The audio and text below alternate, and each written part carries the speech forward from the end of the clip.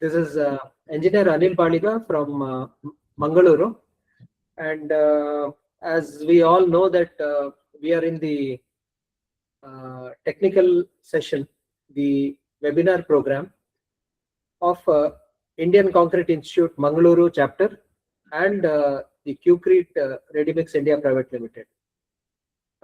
In fact, today's webinar is the 70th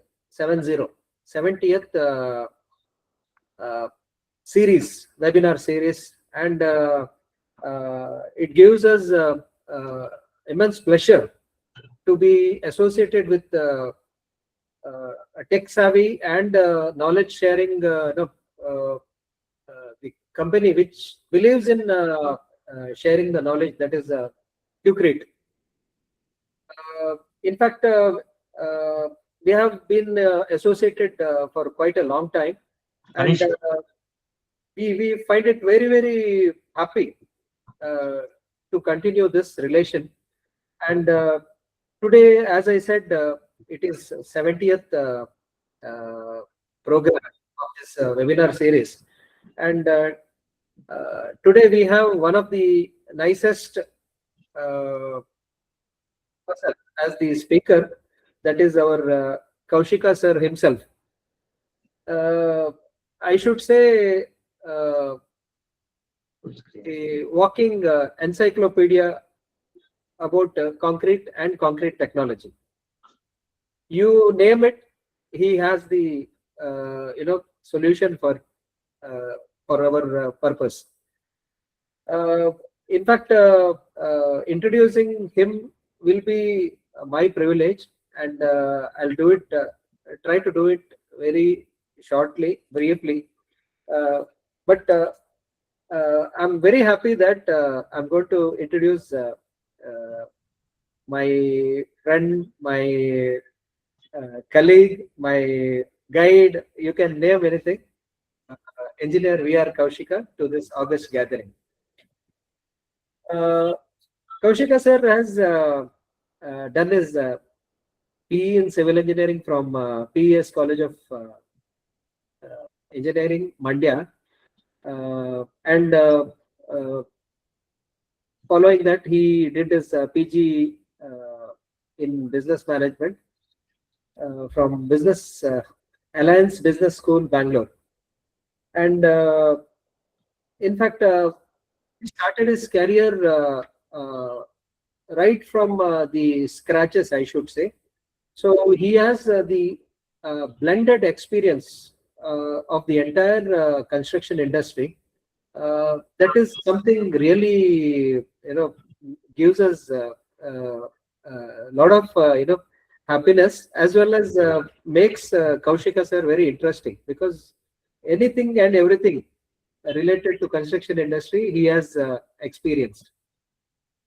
He has worked in Oman as a QA and QC manager in a company called as Al Turkey Cement Products LLC, Sohar, that is Oman. And he joined the construction chemicals company. Now it is no more. It is MBT, Master Builders Technology, in Saudi Arabia as a concrete technologist later. And eventually he came back to India and joined RMC Readymix India Limited as a sales manager. And in the same company, he was promoted, elevated with greater responsibilities as a technical manager, who was responsible for the entire technical portion of the ready-mix concrete industry. And later he moved on to become the Essence Supplements India Limited. It is a construction chemicals company wherein he took charge of marketing and technical services. And after some time, he had an opportunity to work with one of the premium construction chemicals company, that is Fosrock, as an application engineer. And at one point of time, it's enough, and we should be, doing something of his own. Today, he is the director and in charge of the technical department in Qcrete Readymix India Private Limited, and also he's the executive director at Qcrete Private Limited, which is a specialty construction chemicals. And he's like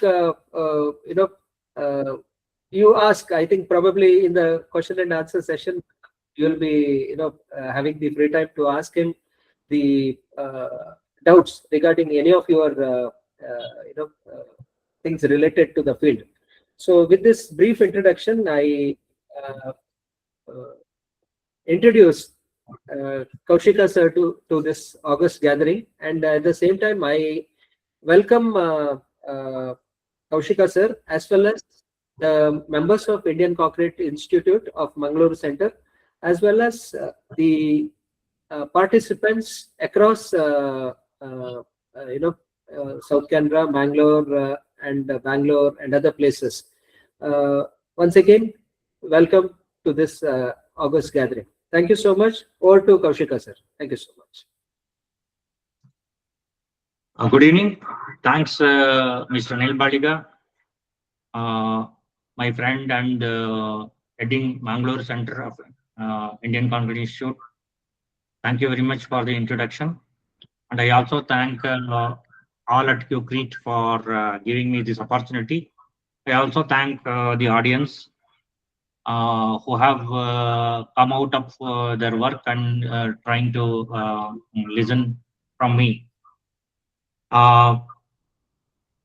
Being in the industry for 36 years, I can say RMC industry, even though it started in worldwide around 1920s and started flourishing from 1940s onwards, from Ohio, USA, and then to Germany and to Australia and across the globe, came to India in 1993. The first plant was set up in Pune, and then now we have maybe 2,000 plants or plus 2,000 plants across India. And here, after almost about 30 years, the industry, even though has grown in volume, the quality aspects, people always look in different angles, and some people are cynical. They look in a misanthropic way. I mean to say nothing is right with the industry. That kind of situation some people are in. I mean to say based on their experience or whatever you call. But I always say to be empathetic is good, and to be a problem solver is great. So look in a positive way, and we need to be kind of solution provider instead of looking negatively at the industry. I go to this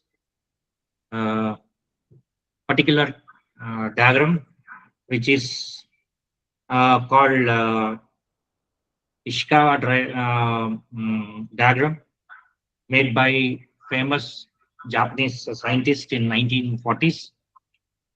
This is also called as a fishbone diagram. This is applicable to all the industries where the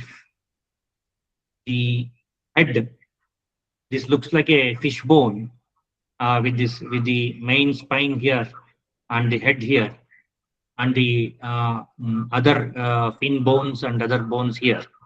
So the head represents the effect or the problem, and the other portions represented by different bones represents the causes actually.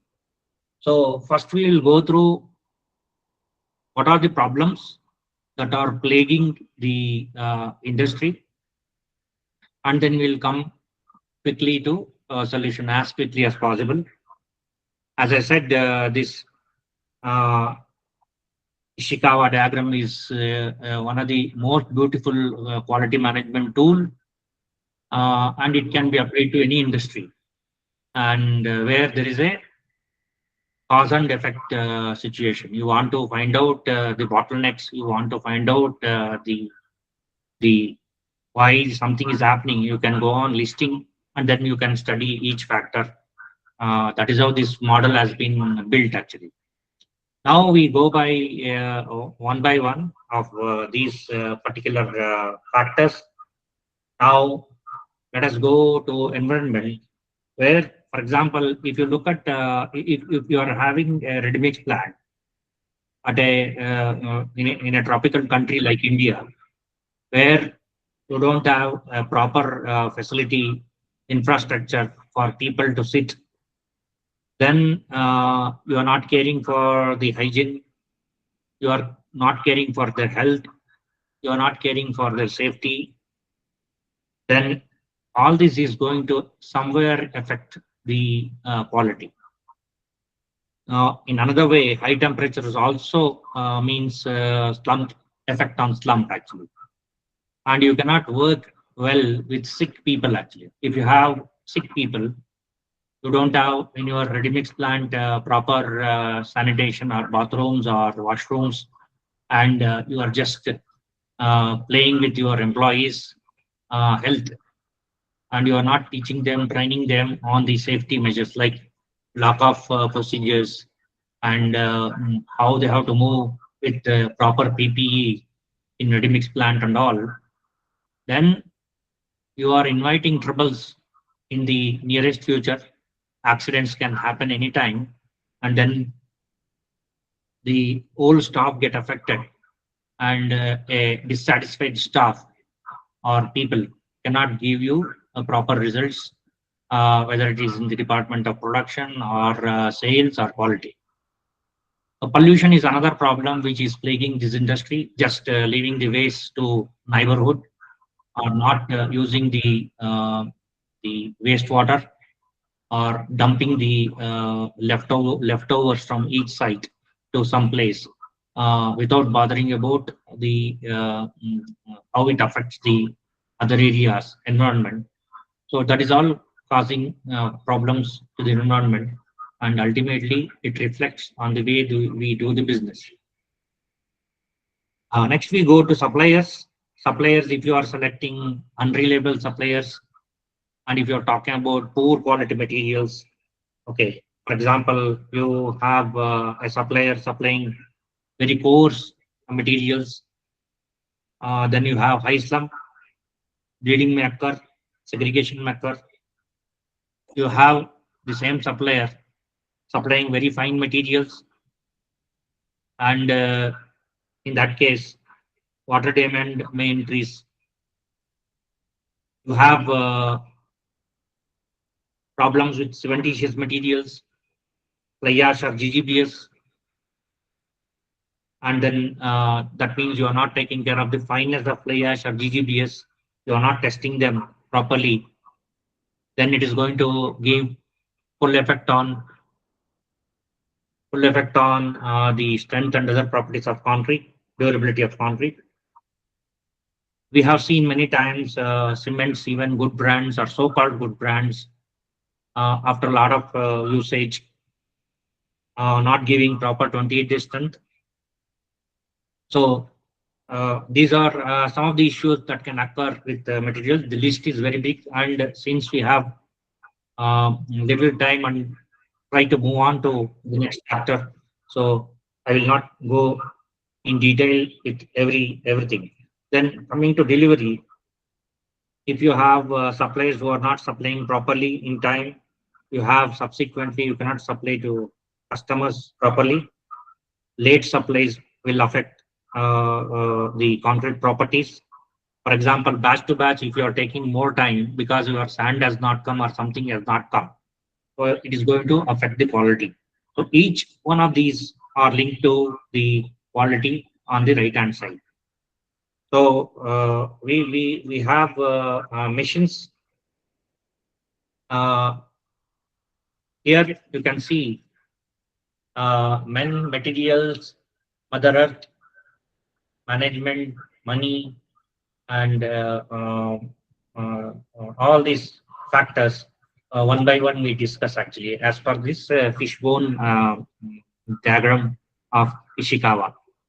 So we come to old technology. For example, I can give an example. We had in 2008 a Readymix plant where the software was recording even the manually added materials. For example, somebody batcher is adding 30 kgs of water, 10 kgs of water per cubic meter. For some reason, it was recorded. The software was designed to be like that actually. So now that kind of systems are not available. That kind of software is not available. Even though somebody can say it is a old technology, the controls were better actually. Now, some companies, popular companies, spare parts are available easily. Some of them are not available easily. The most wonderful thing about this plant and equipment among the Readymix users, if you ask the question, which IS code your Readymix plant is complying to, means is there any code your manufacturer, I don't want to take the name, you spend about 60 lakhs or 70 lakhs of money and purchase a plant. Okay, is your manufacturer giving a certificate that this particular plant is as per a particular Indian standard? Is there any manufacturer giving like that?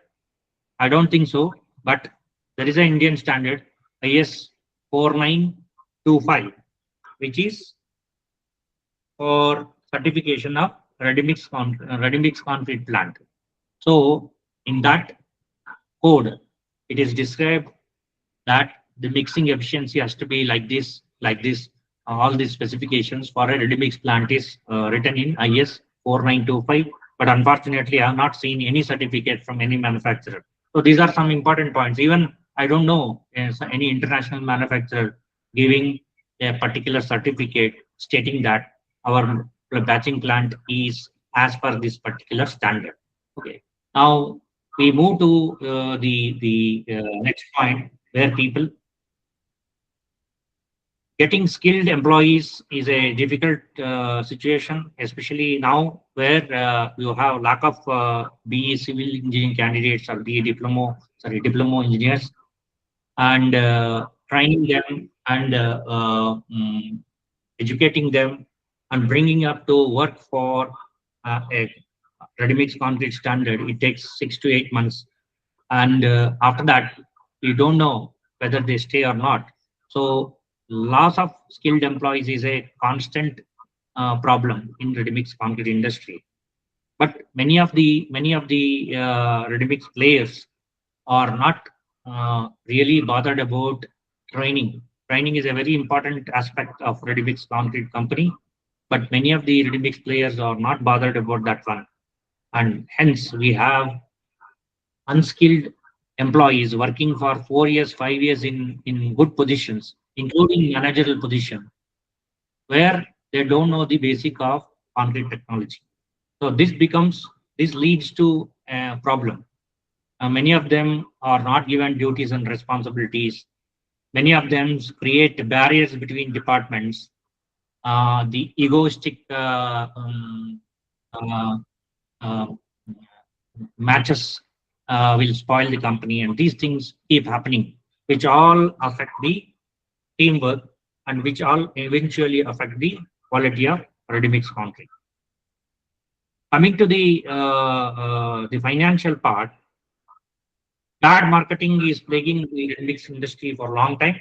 Because of the bad marketing, ready-mix concrete companies don't have much money to spend on R&D, don't have much money to spend on innovations, don't have much money to absorb new technologies, because most of the things are measured in terms of how much a ready-mix company gives at a lesser money, how much the ready-mix concrete is cheaper when compared to competitor.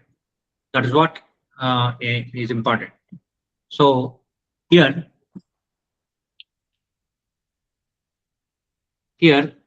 we need to be aware of the fact that I will give you an example of bad marketing. We all know that there is tons and tons of literature available about the benefits of using supplementary cementitious metals. Truckloads of material is available, literature is available, stating the benefits of SCMs over OPC. Whether you take sustainability, whether you take long-term strength, whether you take RCPT value, durability, any other durability parameter. Most of the SCMs are head and shoulders above the OPC. We know this fact, but we sell OPC plus SCM mixes or blended concretes at lower rates compared to OPC mixes because of the nominal apparent cost of OPC alone. So this is a bad marketing because you are giving a better product with a blended concrete, which is a better product, and you are selling it at a cheaper rate just because you are using SCMs. So this is a classical case of SC you selling bad marketing, which has been plaguing the industry, which puts the ready-mix supplier into financial difficulties. Okay, and then the other one is the prices of OPC. Prices of OPC go up. The marketing people or sales people cannot get the price. By the time they pitch these rates into the end users, the cement companies reduce the prices, and then we are back to square one. By that time, 1,000 or 1,500 metric cube per plant is already supplied to customers. So again, these are all putting the ready-mix companies into financial doldrum. Many other ready-mix companies, after serving the customers for 5 years, 6 years, 10 years, do not find the light of the day, or they suffer huge losses and they don't have any other choice but to shut down. So these are financial implications, which again restricts the potential growth of a ready-mix company in terms of technology, in terms of giving better product. So next one is management. Many of the ready-mix companies in the last 30 years, we are seeing that they don't have a quality management system. They don't properly communicate among themselves properly within the company and outside the company. Experienced people are not utilized properly. There is no proper organizational structure, and leadership and training is lacking. There were companies in 1990s when I graduated, the construction chemical companies and the ready-mix companies. For example, ready-mix company in when I joined a very popular ready-mix company in 1999. 3 months I was put on training, okay, continuously, and I was also sent abroad for understanding the basics of technology as well as the sales and other parts of the business actually. So companies were investing a huge amount on the training, but that factor is missing. So if you don't invest, so people don't understand and try to sell or undersell a product. And the other problem is like, you know, in the management is top management interfering with the other aspects. For example, the owners directly coming and speaking to batching plant operators, owners coming directly and speaking to technicians, technical people, or production staff, and giving direct instructions, overruling the immediate superiors or people, and which ultimately they destroy the organizational structure, kind of give a negative, miserable, unenthusiastic atmosphere they create, which will all affect the quality of concrete actually. So there are also in many ready-mix companies unknown stakeholders. Ready-mix employees don't know who are those people. They expect something from the employees. They try to engage the employees in different ways, and they try to destroy the organizational structure. So these are all some of the management miseries many companies are doing, eventually making the companies bleed, and then the poor quality is also a portion of that one. Okay, so we come to the last aspect of here, the fishbone or the Ishikawa diagram, which is listing the factors which are affecting the quality of ready-mix concrete. So process is very important. Identification of defects, whether it is human, technological, is important. Checking the quality is a very important aspect. So here we come to the important point actually. Like for example, IS 4926 very clearly says that, for example, if you are having a ready-mix truck, if you have done the concrete, when you are taking samples, certain procedure has to be applied. For example, when you are doing sampling, 0.3 cubic meters of concrete has to be discharged onto the pump or onto the structure. After doing this 0.3 cubic meters discharging, then you have to collect at intermittent level. The scoop size is also decided. The scoop has to be of certain dimensions, and you have to take about 6 cubes from a single truck when the concrete is flowing continuously down the chute. The scoop being at a particular perpendicular direction to the flow of concrete. So this is a sampling procedure, and this is called as the standard concrete sampling procedure as per IS 4926. The same when you are talking about BS 1881 or BS EN 206, they talk about leaving the first 1 cubic meter, leaving the last 1 cubic meter, and then taking the sample in intermediate portion of concrete when the concrete is flowing down the chute. If you go to ASTM-C 94, here it says 10% of the initial concrete should not be used, 10% of the final should not be used. In between, you have to take the concrete. And one concrete sample means 28 days, 3 cubes. And the frequency is every 50 cubic meters as per IS 4926. 50 cubic meters or 50 batches, whichever is less, we have to take the sample. This is the sampling procedure. So this is how the quality of tests have to be done on the finished product. So like this, there is a procedure explained for each and every test. Frequency is set for every test. And if we do not do this one, if we don't follow this one, for example, curing has to be done at 27 plus or minus 2 degrees in India as per IS 516 and 456 and as per 4926. And then again, we move to the tube mold size 150 mm, tube molds. If the aggregate size is 20 mm, 3 layers, 35 strokes, all these things have to be religiously followed. Okay, if we are questioning these things, if we are not following this one, for example, somebody says, I will take 1 cube in each truck. Okay, this is not the sampling procedure explained in any code. No code in the world says you take 1 truck, each truck 1 cube.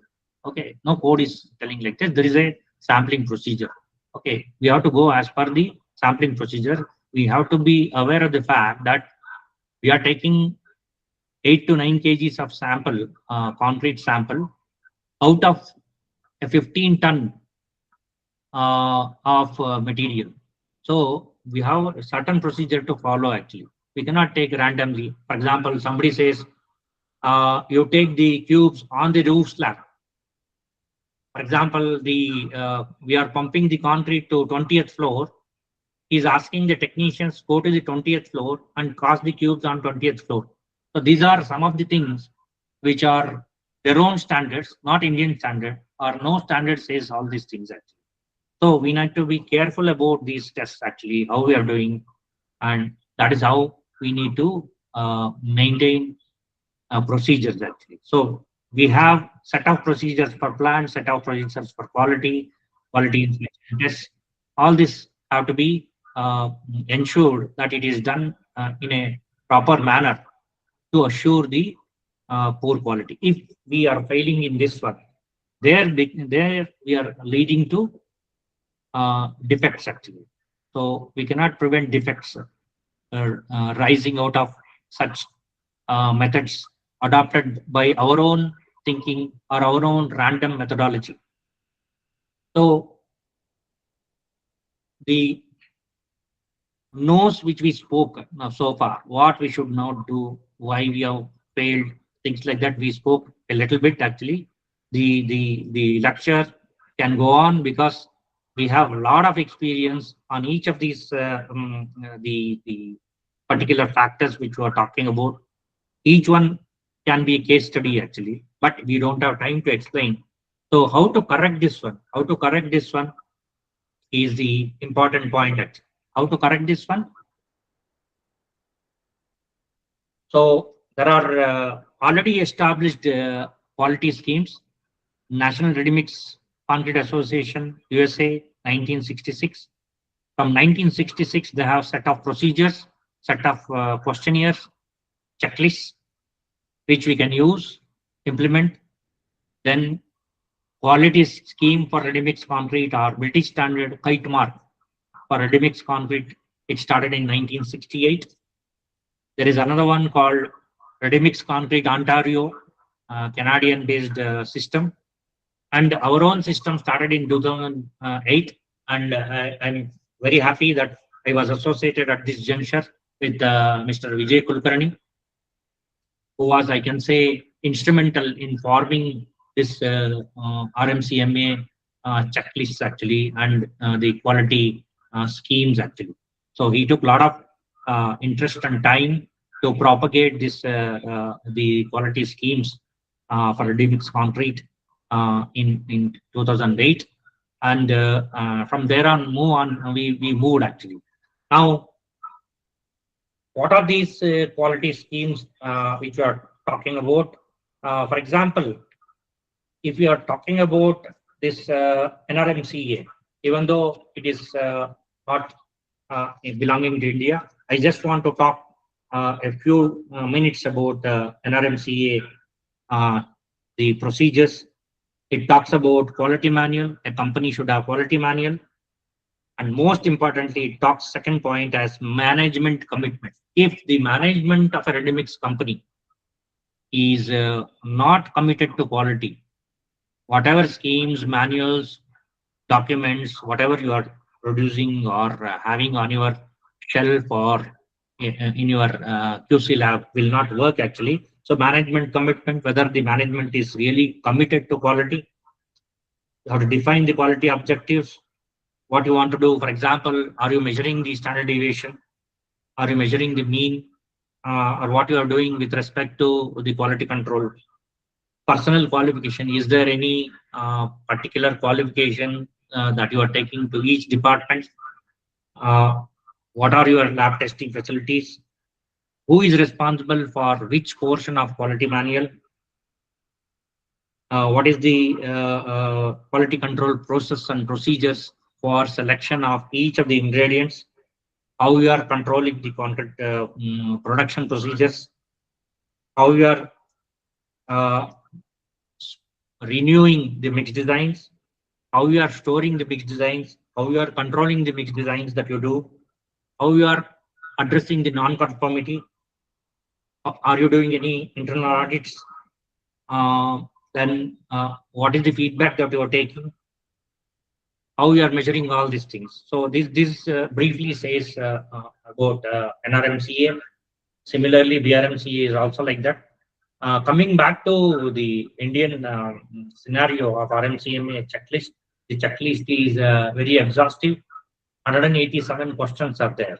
So if any ready-mix company is going through and completely adhering to these 187 questions, which we have to say yes or no after doing the properly, after following the procedure. We need not have to bother about quality. Quality is definitely assured. Before I just want to just say a few words about the Readymix Ontario, Canada procedure. There, apart from the checklist, there is a what is called a seal of quality. This seal of quality is for 30 samples. If the coefficient of variation is less than 12, such a plant is given seal of quality. Okay, these 30 samples have to be from the mixed designs that has been done and tested, and the 30 results have to be in the last 6 months. The auditor will check all these things. Then there is a next special gold standard seal of quality, where the coefficient of variation has to be less than 8%. So this is a very stringent specification given for ready-mix companies after passing the first level, that is capability, whether they are really giving the required concrete to the customers.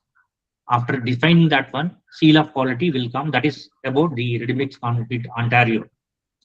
Whereas in India, we have 187 questions, and as I said earlier, it covers most of the aspects of Readymix Concrete, and we can be rest assured that if a Readymix company is completely following judiciously, religiously these 187 questions, the Readymix Concrete company is definitely going to give continuously, without any iota of doubt, good quality of concrete, required quality of concrete to the customers. So what are these aspects that are to be followed? Because we defined the problems. We defined the problems or the causes and effect initially in the Ishikawa diagram. Now we are coming to the solution part. The IS 4926 beautifully puts 3 points actually. I can say one of the most wonderfully done document, IS 4926, where it defines 3 aspects. One is forward control, another is immediate control, third is retrospective control. So forward control is set of all activities that are done before production. So what are these forward control activities that we are talking about is approved material list. For example, first thing that you have to establish in a ready-mix concrete company is, where is your vendor list? Okay, you should have a vendor list, proper vendor list. You should have test procedures, frequency of tests on each material, how we are doing visual inspection on the materials that are coming, when you are doing flakiness analysis, CU analysis, specific gravity, absorption, and things like that. And then we move to the mixed designs and things like that, which are a part of forward control. Now, the forward control also means the other aspects, which are like you have your equipment. Your equipment should be calibrated. Your equipment should give, that is, equipment means I'm talking basically about mixer machine, the batching plant. There should be control flow. Admixture calibration is a must actually. All this calibration, as per IS, it is 3 months, but many companies do at 1 month. Plant mixers and truck mixers have to maintain, there should not be deposits. Blade condition should be good. Mixer power, whether the mixer power is good, whether it is efficiently mixing, maintenance is less. These things have to be checked actually.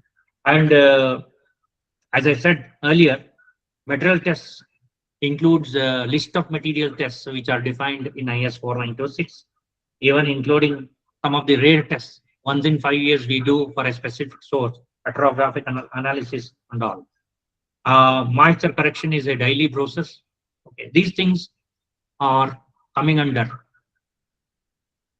forward control. You can also say this is mixture of QA and QC, quality assurance and quality control. And it also focuses on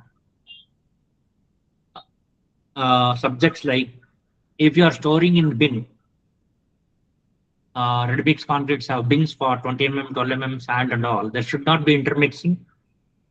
There should be proper transfer of materials. Drainage of aggregate should be there. The base of the where you are storing should be concreted so that water doesn't get stagnated. Visual checks is must actually. These are some of the areas. Even training comes under here. Training of people, employing people, good people, continuously training is also very, very important aspect of forward control. The next is the immediate control. Immediate control, where these are all set of all activities which are done at the point of production. That is, you feed the moisture onto the batch cabin. How you feed the moisture into the batch cabin is important. Then you have the operator selecting a proper mix that he can select properly if the mix is already fed properly to the computer, batching computer. And this is also linked to how the sales representative has understood the requirements from the customer. The sales representatives or salespeople should understand properly what the customer wants. Based on that, when the mix design is done, mix design is submitted, the approved mix design is fed into the computer, and the production officer takes that one, and the technical officer gives the moisture content properly. So the moisture content in most of the times is checked 2 times. Unless otherwise there is a rainy season or a heavily rainy season, it is 3 or 4 times per day for all the materials, 20 mm, 12 mm and sand. So moisture control plays a vital role in production. And then the production officer checks the slump, understands whether the workability is right or wrong, and it is also by a technician or a technical staff. Then many times based on the frequency, yield check is done before the truck moves out of the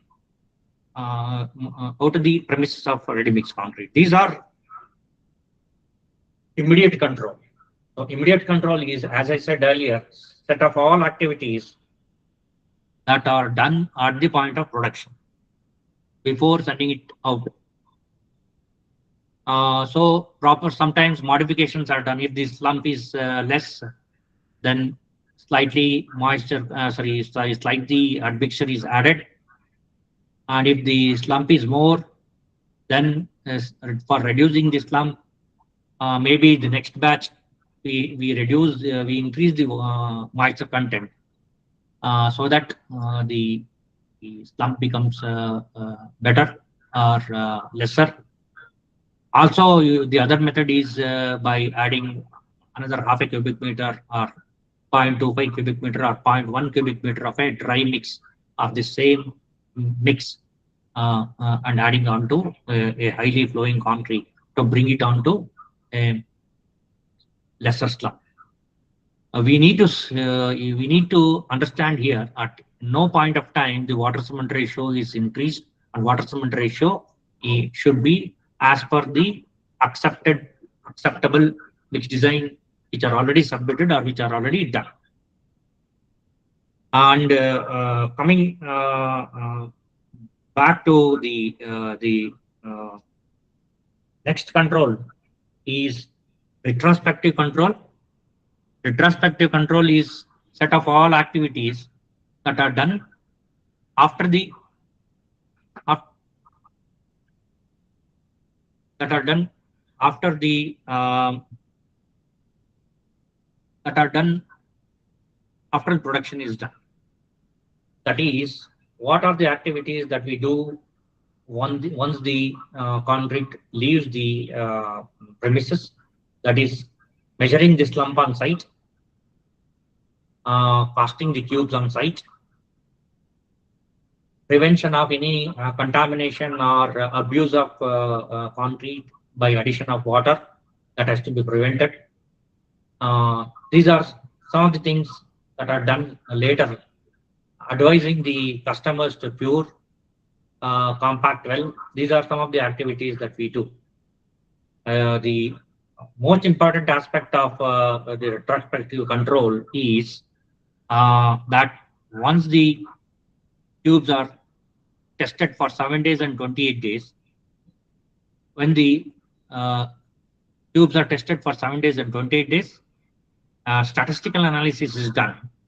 Mean, standard deviation, these things are taken into account, and based on that one, any changes in the mix design, whether we need to modify the mix or whether we need to modify based on the slump or strength or anything like that, we can consider.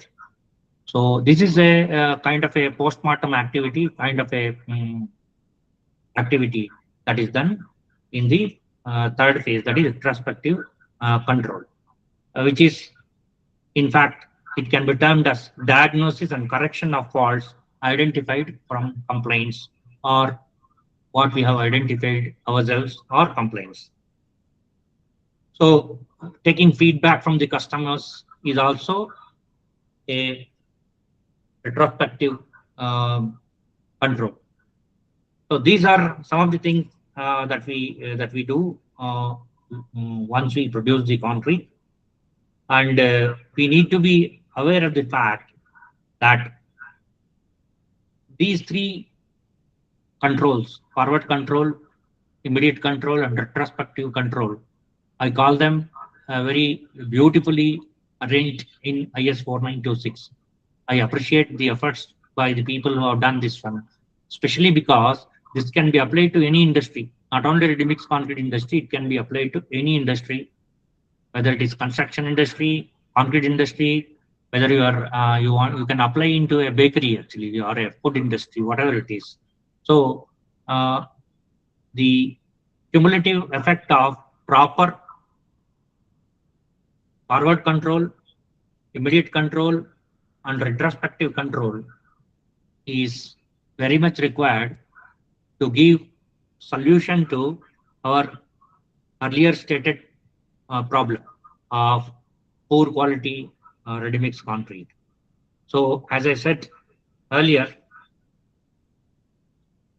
the other things that we also have to see and watch when the concrete trucks reach on site is a time of batching. Very important point actually. Time of batching, why we should look at is IS 4926 very clearly states that from the addition of water, the concrete has to be used in 2 hours. So it includes travel time, 2 hours, unless otherwise you are adding a superplasticizer cum retarder, or you are using this in a humid cold weather condition, or you are using chilled chilled concrete or chilled water or ice to make the concrete and keeping the concrete temperature low. You have to use this at 2 hours. Unless otherwise, I extend this point. Okay, this is not in code, but we can extend this to another point class, telling that you have an established data where you can use the concrete for 5 hours by using a extraordinary admixture with high water reducing ability. You have a lot of data, including the durability studies. Then you can use for more time. Otherwise, you have to use the concrete once produced in 2 hours. There is another important point in IS 4926, which says that once the truck reaches the site, it has to be used, or it has to be consumed, it has to be dumped, utilized, put onto the structure which it is intended to be put within 30 minutes once the truck reaches the site. So I'm not sure how many people really follow this one actually. So we talk about, as I said, no, we have a cynical view about the industry. But are we following the standards in the right way? When people have written this with a lot of care, attention, studying all the codes of the world, BS 1881, BSEN 260, 206, and ASTM C494, and all these things have been studied and we have made based on experts have made with a lot of attention and spending time. Are we following all this? Is a big question mark actually. So whether the truck has reached at the right slump. Earlier, the slump was a big issue, and the IS code clearly defines plus or minus 25 or one third, whichever is lesser. So here, because of the advancement in admixtures, slump is becoming almost secondary. You have free flow concrete, you have SCC, where the flow is a big means what playing big part in delivering the concrete or accepting the concrete, and slump is almost becoming obsolete in a very short time. But most importantly, rejecting the concrete just because of slightly low or high slump is not the criteria, because uh, the efficacy of the admixtures is so high, and the complexity of the interaction between the the SCM blended OPC mixes is so complex that controlling slump exactly to match IS code many times is a problem. So just going based on slump is not the right way. We can always be sticking on to checking of water cement ratio and eventually ascertaining whether the batch has been produced or the concrete has been produced based on proper water cement ratio. That it should be the criteria instead of just rejecting the concrete. At the same time, it doesn't mean that you accept a very highly watery concrete. Uh, if you have the slightest of doubt, you can call the Readymix operator or producer and ask them to watch for the water cement ratio. At any point of time, water cement ratio is the guiding line, or I can say the principle for accepting or rejecting the concrete. So the other aspects which we need to consider is whether we can allow slight addition of admixture on site. Yes, it is allowed addition of admixture, extra addition of admixture on site when the slump is lower by IS code also, as well as the ACA 2124R. So it is not a problem when you add a little bit of admixture on site to boost the slump. So these are some of the aspects that we have to take care without addition, without adding much of water, but maintaining a proper water cement ratio, uh, giving importance to the durability of concrete, checking all the ingredients, and taking care of the checklists given by the QCI should be of paramount importance to not only a producer but also to the end user. So with this, I'm trying to come to the end of this session. As I said, this is a vast subject actually, as any subject is. So it is in 1 hour, we cannot capture the complete essence of the ready-mix concrete industry problems and solutions. So I request any questions, any questions to be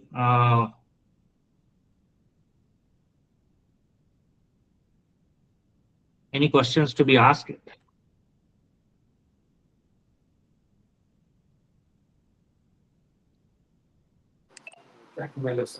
Mm.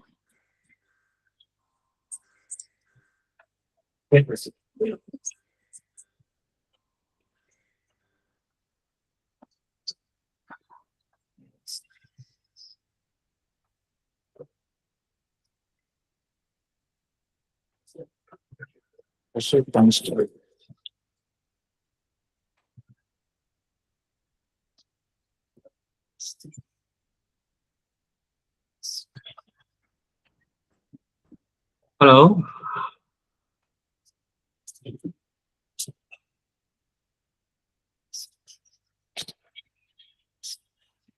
Mr. Vikram Tambekar is having some question, I think, sir.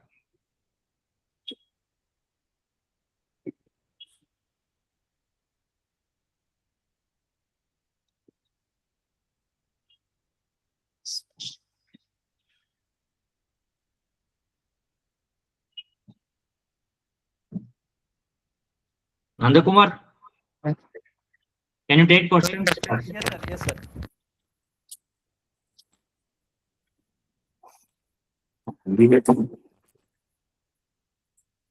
Previously, there was one question. What is the difference between IS 4925 and 4926? 4925 is basically for checking out whether the Readymix plant is as per standard. So in IS 4926 25, they define how the plant should be, Readymix plant should be. Whereas IS 4926 talks about the Readymix concrete, how the Readymix concrete should be, how it should be manufactured. What are the three controls like what we talked about: forward, immediate, and retrospective controls. So 4925 is a standard which talks about the adequacy and efficacy and whether the Readymix plant itself is proper or not, whether the machinery is proper or not.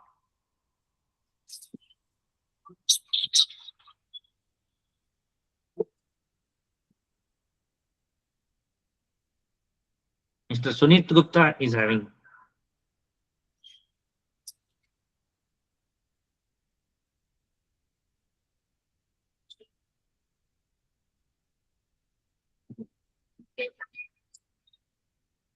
Oh, sorry. Sir, Sunil Kumar sir is asking that during RMC concreting for slab, what precautions should we do avoid surface cracks? What we have to avoid? What, sir? Surface cracks, sir. This is a very interesting question. Many times the problem is that cracks are thought to be coming from somewhere, and it is result of something bad has been produced and sent to the customers actually. So in one way, if there is a big problem in mix designs, for example, if the mix design is done with high water content, it can be a problem. But most of the problems of cracks are related to how things work externally. That means external factors. So how a crack is formed is a very simple thing, which is not a, I can say, not a rocket science. So, for example, you have laid something. For example, you have kept something in the slab, whether it is concrete or anything. For example, you have laid concrete. Something is missing. Something is going out. So, if something misses from the concrete, it is as crack. So, why this crack happens is because of three factors, which is temperature, second is humidity, and third is wind velocity. If the temperature is more, evaporation is more. If the humidity is less, it sucks the water out of the body of concrete. Third thing is, if the wind velocity is more, it takes out the water from the surface of concrete. So the combination of these factors, temperature, wind velocity, and humidity, all these three factors work in tandem, remove the moisture or water from the body of concrete. And when something is missed, for example, you take out something, let us say we have a piece of cake, like concrete is in the first stage, like a piece of cake, it does not set actually. You take something out physically, so there will be a hole or something like that. Similarly, if when the water escapes from the body of concrete, it is expressed in terms of cracks, like plastic shrinkage and plastic settlement cracks. So if when the rate of evaporation is more than the rate of bleeding, then the crack will occur. Anytime when you are doing concrete, there will be some amount of bleeding. So this bleeding water keeps the concrete cool. But when the rate of evaporation exceeds the rate of bleeding, then the crack occur. Generally, if 1 kg per meter square per hour is the rate of evaporation happening in a particular situation on a hot day, then you are almost bound to get cracks. It may be because of high temperature, it may be a day with low temperature, but high winds are blowing. It is taking out water. So evaporation is happening when the evaporation rates are about 1 kg per meter square per hour, then the cracks will occur. And when you are mixing with SCMs, even at lower evaporational rates, maybe 0.5 or 0.6 kg per meter square per hour, then also cracks may occur. So the SCM blended mixes have more tendency to crack in the early stage. That's why they need to be protected. So the only way of protecting is by sprinkling water, spraying by pesticide sprayer, or you can do plastic sheeting, or you can do application of curing compound or evaporation reducers. There are aliphatic evaporation reducers which you can spray it on and then keep the evaporation rates lower than what we talked about already. So this is how the cracks can be prevented. Cracks occur basically because of something missing out of concrete. I hope I've explained to some extent. Sir, good sir. Actually, Sir, can I add little bit one thing more on this? Yes, If you sir. permit Yes, me. sir. Dr. Sunit Gupta. Yeah, sir, I have seen that because of my, say 15, 20 years experience in RMC, Yes, sir. that a hot weather like Northern India or something like that, weather being hot, so your steel plates of shuttering and your reinforcement also gets equally hot. Absolutely. And it sucks water from your concrete. Yes. Already the water cement ratio is less when it comes from RMC, and then it is used in cooling these reinforcement and shuttering plates. So it leads to further cracks, even if we Yes. are sprinkling or doing those things. So I had done that before even concreting. If we do little bit sprinkling of water to make the reinforcement and steel plates of shuttering cool, then to a certain extent the cracks gets reduced to a certain extent. I agree. That is purely from my experience basis. Otherwise, it's not written in any book. I agree. I agree. This is a good point that you told. Yes. Sir. Yeah. And sir, Yes. that my 4926 question, Yes. 4925 and 4926, the Yes. percentage of variations in acceptance of these raw materials is also different, sir. Sir, once again, sir. Once again. In IS 4925 and 4926. Yes. Yes. The acceptance of material, that percentage variations which are allowed, Yes, sir. are different in both the codes. Yes, sir. Yes, sir. Yes, sir. Yes, sir. This the So while calibration, which one to see, and while making RMC? Mr. Anil Baliga. Sir, we should be following IS 4926 as far as our ready-mix concrete is concerned, plus or minus 2% for cementitious materials, plus or minus 3% for other materials.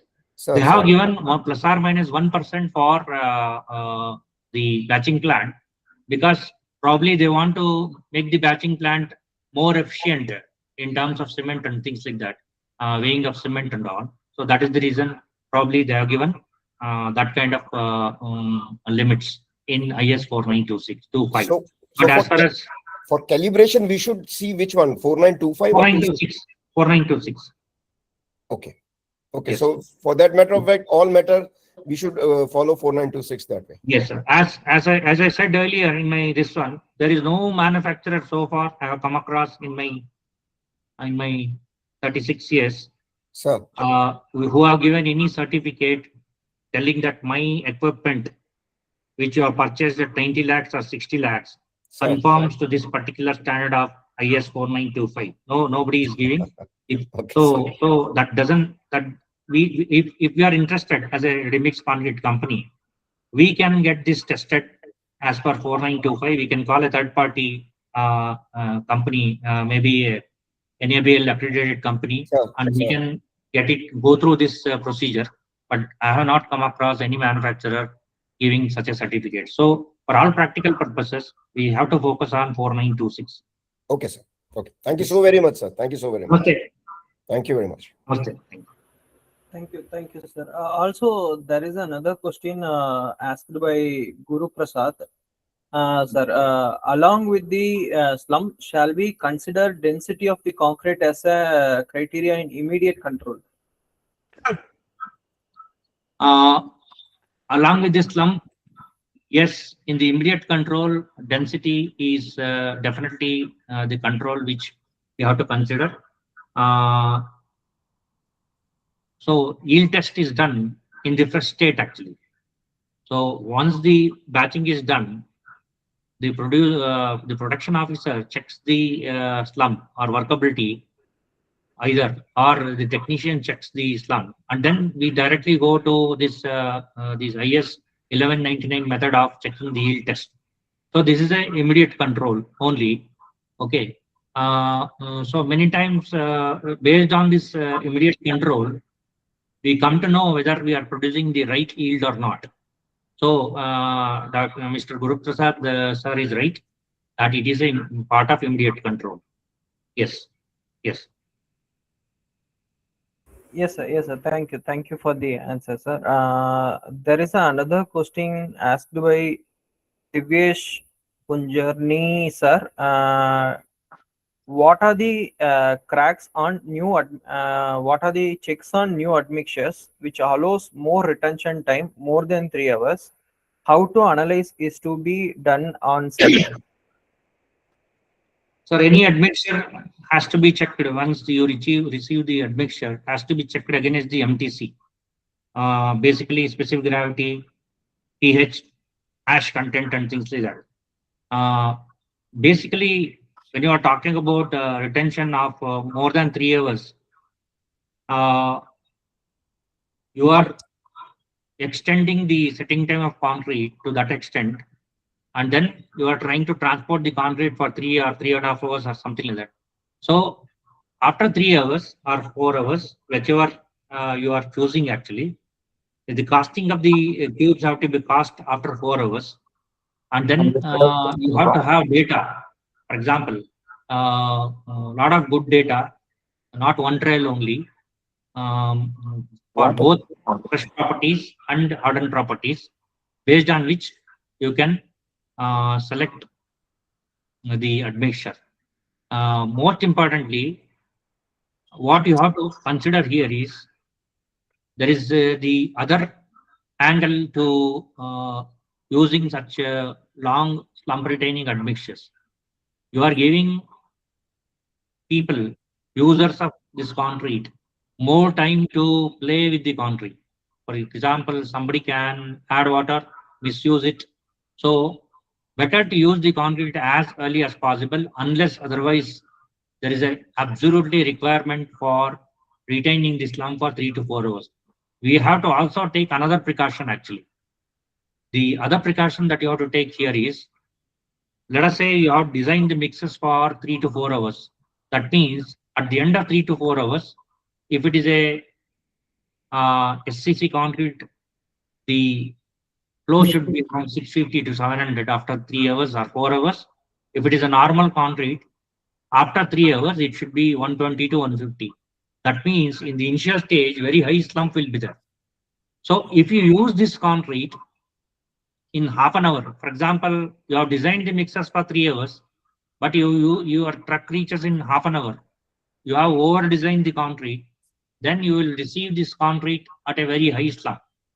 So at that time, whether this slump is more or less or okay, segregating, bleeding, that you have to check. So if you are using a high slump retaining version of admixture, you need to check actually whether do you really require 3 hours or 4 hours, or whether there are some chances that the truck reaches in 30 minutes. In that case, you have to check the concrete at 30 minutes, whether it is bleeding or segregating in 30 minutes. If it is bleeding, that admixture should not be used. Understand, sir? That's what I want to say. Yes? Yes, sir. Yes, sir. Yeah. Yes, sir. And another question asked by Emmanuel Rajan, sir.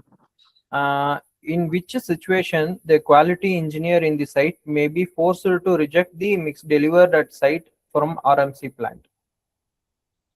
Very important question actually. If the workability is completely out of range, he has the legally he can reject the concrete, but I suggest he checks whether it is happened because of more addition of water or more addition of admixture or by any other mistake. So in that case, he can take another 10 minutes or 5 minutes, take the truck for at higher revolution, check this slump again. Then he can have another chance whether he can keep the concrete or reject the concrete. The so we need to know the other point is that if somebody is adding water, for example, either the pump operator, truck operator is seen adding water on the site or somewhere, the user has all the right to reject the concrete. This is very, very important actually. Okay, because we need to know that cost of accepting a bad concrete is far greater than rejecting it at the right time. Okay, sir? Yes, sir. Thank you. Thank you, sir. Right. Also, another question, sir. Libu Kuriakos, sir, asking that reason for late setting of GGBS in concrete. The basic nature or we can say the inherent property of GGBS being a SCM, when OPC reacts with SCM, the hydration process, the secondary hydration takes place. This secondary hydration, calcium hydroxide, reacts with the important ingredients of GGBS. Okay, so this takes time actually. So GGBS is a supplementary cementitious metal. So generally, whenever SCM is added, whether it is fly ash or GGBS, there is a more time for setting. So this is a accepted thing actually. So that is one of the reasons the industrial waste like fly ash and GGBS are easily incorporated and absorbed in the ready-mix concrete industry, because it gives more time for the ready-mix suppliers to supply, place the concrete, compact the concrete. So the other reason can be higher water cement ratio, why it sets delayed, or other reasons can be higher dosage of admixture, or the last reason can be the cement admixture incompatibility itself. Yes, sir. Thank you. Thank you, sir. Also, the last question, sir, asked by BB Matthew, sir. Why blended mixes are more prone to crack? The gain of strength in blended mixes is slower than OPC mixes. The gain of strength is very slow in the initial days, and slowly it gains and catches up. That is why if you see the curve, compare the curve of the OPC mix versus the SCM mixes, it slowly catches up. Initially, it will be down and it will go up, and then over a period of time, long term, it will go above the curve of OPC mix. But in the initial stages, it cannot withstand the tensile stresses developed in the initial stages, and that is the reason. That is the major reason that because of the lack of tensile strength, in the initial stages. Because of the more stresses it cannot take care initially, the SM mixes are many times more prone to cracks actually, unless otherwise you take the path of lowering the water cement ratio. You take lower water cement ratio, you use good admixture, reduce the water cement ratio, and you can use some other shrinkage reducing compounds. There you can get better strengths. Or sometimes you can use fibers, or sometimes you use proprietary products like Qcrete, where the shrinkage cracks are reduced, and you can manage these cracks actually in a better way. Most importantly, as I said, it is the tendency when you are using the setting time is lower, strength gain is lower. That is why they tend to crack in the initial days, initial stages, in the plastic stage. But you have to consider the benefits in the long term. It far outweighs the small hiccups like tendency to crack and things like that. That's why you have to take other precautions to harness the benefits of SCM mixes actually. Right, sir? Yes, sir. Thank you. Thank you, sir. Thank you for all the answers, sir. There is no other question, sir. Thank you all of the people who have assembled here for this evening and coming and listening to webinar of Qcrete. Thank you very much. And it is over to our, I think, Anil Baliga and Biju Matthew. Yeah, thank you, sir. Thank you so much. Good evening, all.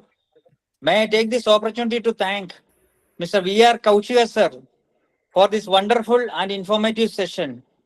Sir, we have really enjoyed, and thank you very much. I express my sincere thanks to all the participants who have left all their jobs and attended this program and made it successful. Also, I wanted to thank Indian Concrete Institute, Mangaluru chapter, and Qcrete Readymix India for creating this wonderful platform. Special thanks to Mr. Anil Baliga, sir, for coordinating this program. Thank you all once again, and we'll catch up for next webinar soon. Thank you. Thank you very much. Thank you so much, sir. Thank you. Thank you, sir. Thank you all the participants.